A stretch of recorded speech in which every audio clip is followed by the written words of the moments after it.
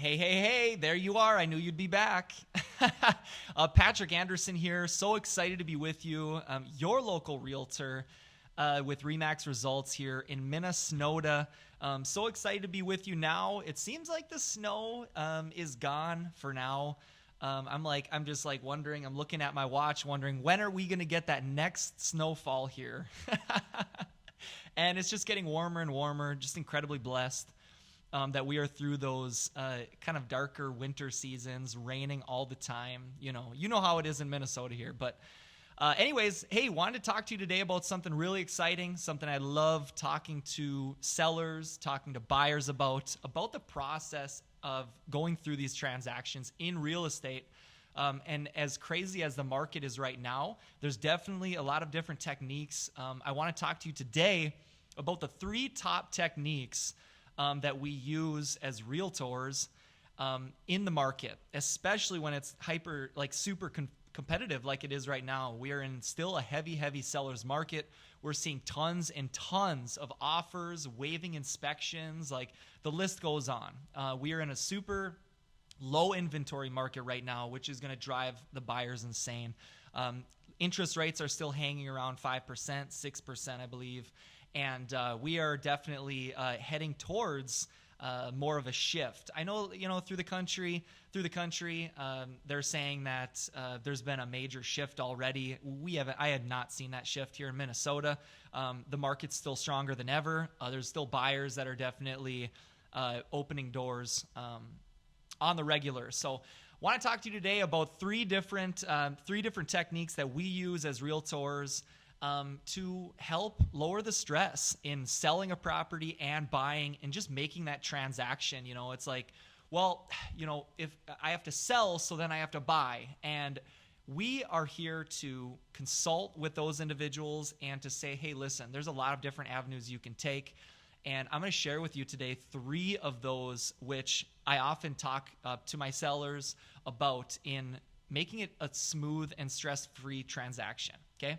So the number one is called a rent back.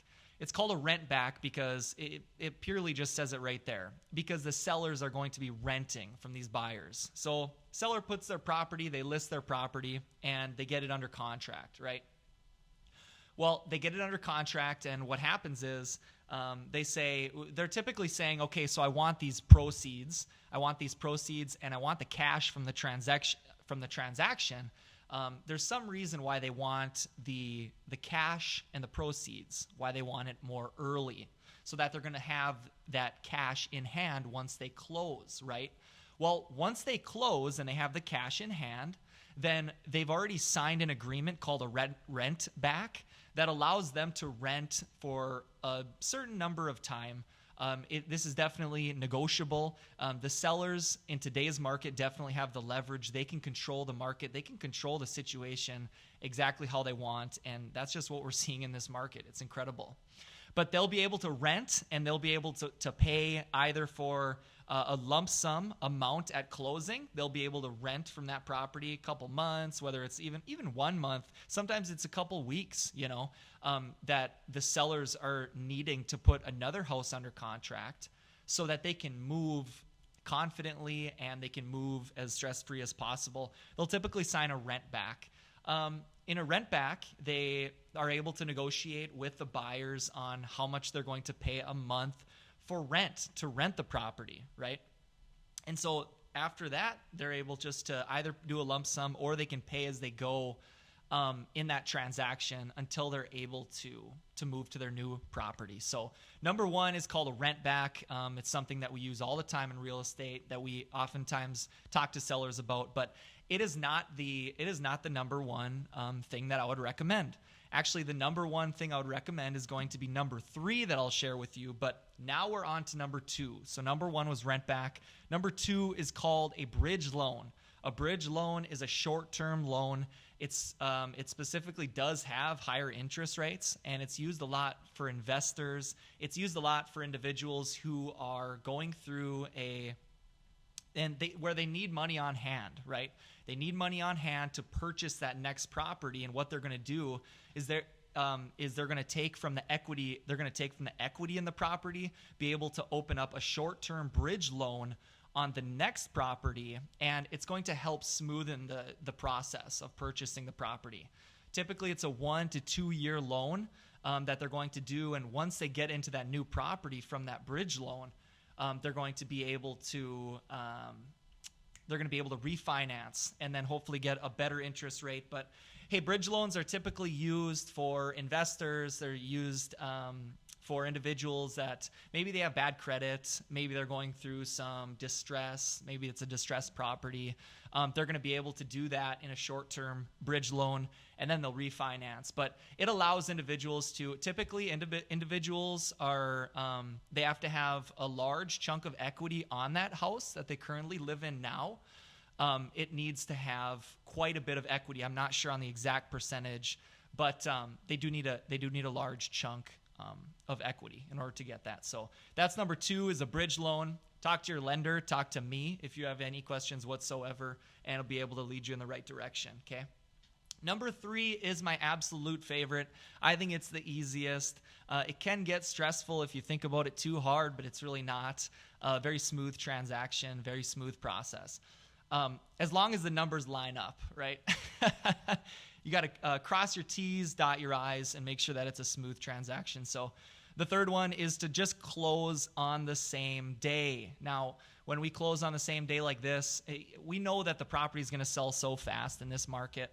The median right now in the Twin Cities and in Minnesota in general is about these houses aren't even making it to 2 days. So they're on the market for about 1.3, 1.5 days, and then they get sold, they go under contract. We know that we're going to be able to put them under contract really quick. So what we do then is we add a contingency in that. And like I mentioned before that sellers have all the leverage. Sellers have the leverage. They're able to put a contingency on it that says, no, we will need to purchase a property as well. And so it's kind of flip-flop. Usually sometimes buyers are going to put on a contract, on a purchase agreement. Sometimes they say that, no, I need to sell my property before I buy your property. Well, what's happening here in the contingency that the sellers put on is the sellers are saying, no, I need to buy a property before I sell this property. And so in this market, yes, it's good to use this because sellers have the leverage and buyers are more prone to sit around and waiting for that property to get open and for that contingency to drop off while the sellers are looking and placing offers on other properties, okay?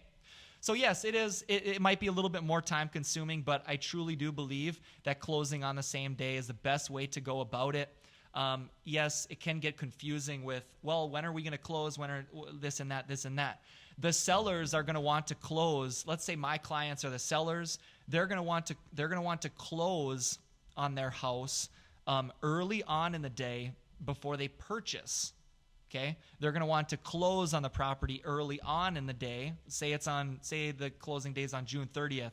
They will close in the morning on the property early on June 30th, and then they're going to buy a couple hours later once the transfer has gone through.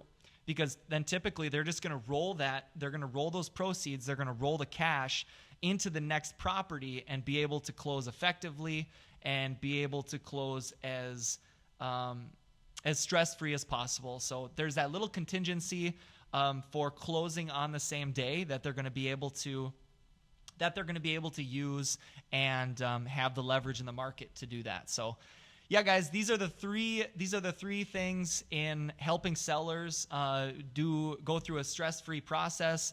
Super passionate about what I do. I love talking about this stuff. And if there's anything in the world I could do for you or any family or friends out there, gosh, it would be an honor to serve you. So number 1 is to do a rent back. Number 2 is a bridge loan possibility.